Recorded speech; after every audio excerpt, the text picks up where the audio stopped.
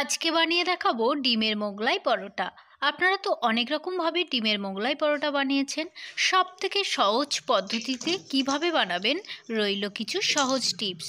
চলুন দেখে নেওয়া যাক আজকের রেসিপি। প্রথমে একটা পাত্রের মধ্যে 1.5 বাটি মতো ময়দা নিয়েছি। তার মধ্যে দিয়ে দেবো স্বাদ মতো লবণ আর দিয়ে দেবো 2 চামচের মতো সাদা তেল। তেলটা অবশ্যই কিন্তু মেপে দিতে হবে, কারণ খুব একটা বেশি তেল পড়লে কিন্তু এর মধ্যে খাস্তা হয়ে যাবে, পরোটাটা ভালো হবে না।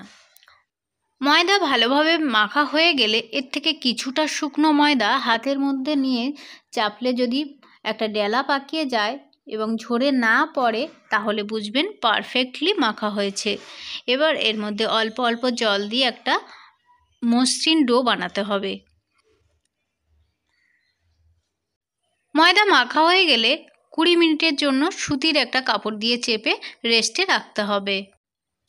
অন্যদিকে একটা বাটিতে কিছুটা পেঁয়াজ কুচি ও কাঁচা লঙ্কা কুচি, সামান্য লবণ, গোলমরিচের গুঁড়োর সাথে 2টো ডিম ভালোভাবে ফেটিয়ে নিতে হবে।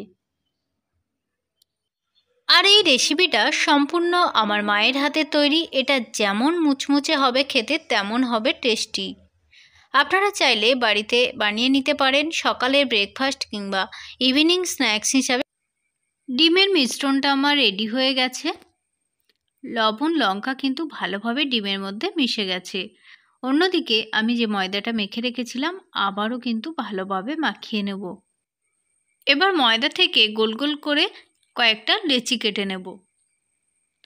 আপনাদের কম বেশি কিন্তু আপনাদের প্রয়োজন বুঝে লেচিগুলো কাটতে হবে। খুব একটা বড় হবে না, আবার খুব একটা কিন্তু ছোট হবে না, মিডিয়াম রাখতে হবে।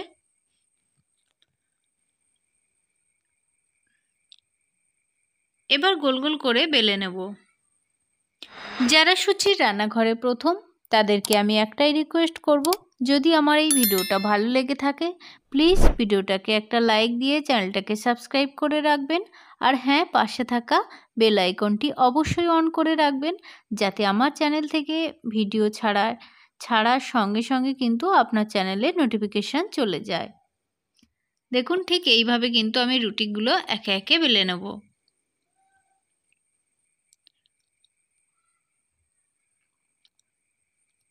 পরপর আমি এইভাবে কিন্তু কয়েকটা রুটি বেলে নিতে হবে। আর এটা খেতে যেমন টেস্টি হয় তেমনি কিন্তু মুচমুচে হবে। বাড়তি কোনো ঝামেলা না, বাড়িতে থাকা কয়েকটা উপকরণ দিয়েই কিন্তু চটজলদি বানিয়ে ফেলতে পারবেন। খুব একটা বেশি টাইম লাগবে না। দেখুন, আমার রুটিগুলো বেলা হয়ে গেছে। এবার দেখুন, একটা প্লেটের মধ্যে একটা একটা রুটি আমি আলাদা করে নিয়ে নেব। ঠিক এইভাবে কিন্তু একটা প্লেটের মধ্যে রাখতে হবে। এবার ডিমের যে মিশ্রণটা রেডি করেছিলাম চামচের সাহায্যে ঠিক পরিমাণ মতো দিয়ে দিতে হবে। এখানে আমি 4 থেকে 5 চামচ দিয়ে দেব, আপনারা চাইলে কম বেশি দিতে পারেন। ঠিক এইভাবে কিন্তু অল্প অল্প মিশ্রণ দিতে হবে, দিয়ে একটু ছড়িয়ে দিতে হবে চামচের সাহায্যে।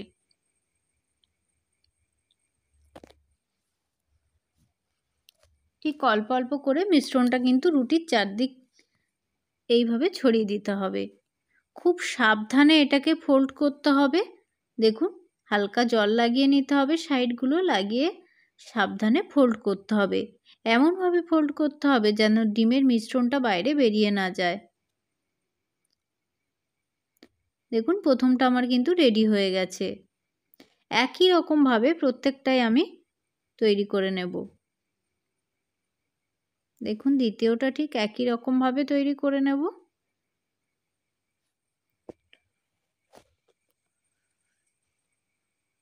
ঠিক এইভাবে ছড়িয়ে দিতে হবে, দিয়ে একে একে ঝটপট করে তৈরি করতে হবে। হালকা কিন্তু সাইডগুলো জল লাগালে আটকে যাবে, নাহলে কিন্তু এইভাবে জল না লাগালে খুলে যেতে পারে। আলতোভাবে দেখুন সাইডগুলো কেমনভাবে ফোল্ড করছি।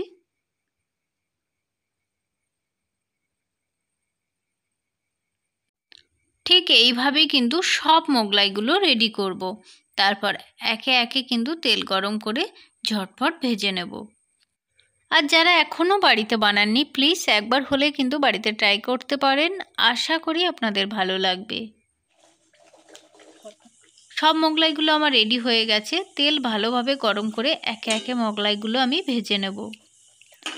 সাবধানে ভাজতে হবে, কোনোভাবে যেন সাইডগুলো খুলে না যায়। আলতোভাবে কিন্তু চাপ দিলে দেখুন কতটা সুন্দর ফুলে গেছে।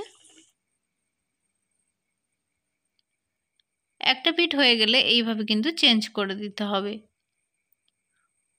ওলট পালট করে কিন্তু কয়েক মিনিট ভেজে নিলেই কিন্তু রেডি হয়ে যাবে ডিমের মোগলাই পরোটা। ঠিক একই রকমভাবে কিন্তু আমি অন্যগুলোও ভেজে তুলে নেব।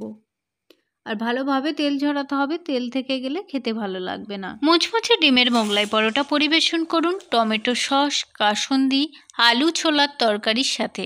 আর কেমন হলো অবশ্যই কিন্তু কমেন্ট করে জানাতে ভুলবেন না। সবাই ভালো থাকবেন, সুস্থ থাকবেন। দেখা হবে নেক্সট ভিডিওয়। সবাইকে ধন্যবাদ। দেখুন একটা আমি ভেঙে দেখাচ্ছি কতটা সুন্দর হয়েছে, কতটা সুন্দর হয়েছে দেখুন।